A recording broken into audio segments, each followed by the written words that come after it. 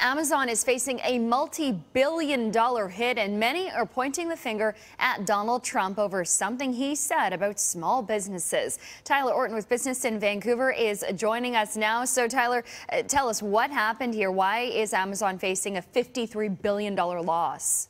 Well, we thought the share prices for Facebook were having a tough time this week, but it was even worse for Amazon following a report from Axios yesterday that U.S. President Donald Trump, he's quote-unquote obsessed with regulating the e-commerce giant. That did not produce much faith in the markets yesterday. We actually saw it plummet from about $1,600 to right now it's trading at under $1,400 per share. That wiped off $53 billion US in its market value right now. But with regards to Trump, what he's thinking about doing is changing the way that it's taxed, and even maybe perhaps changing how the U.S. Postal Service charges this e-commerce company. This is all meant to help rate it in and boost the sales of a lot of those smaller retailers, those mom and pop shops around the United States. So even if this only applies to the United States, Canadian consumers should expect to have an impact over here as well, because of course the company would have to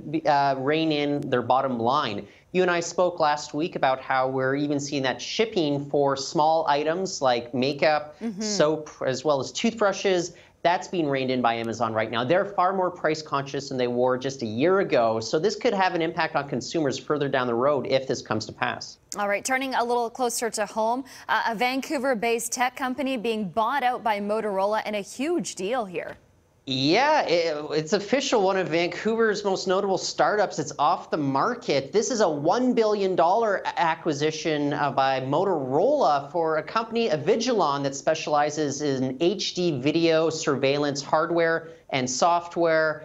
And it's interesting because Canada's only had 3D deals of this magnitude over the last decade, and it officially puts Vancouver on the map for being able to produce legitimate technology unicorns. Unicorns, those are the startups valued at least $1 billion US. But it does sting a little bit for anybody who's hoping that Vancouver could produce another anchor company to really bring in the tech scene here. But the good news is that there's going to be a lot of money at play in the tech ecosystem. Avigilon founder and until recently the CEO, Alex Fernandez, he's a serial entrepreneur.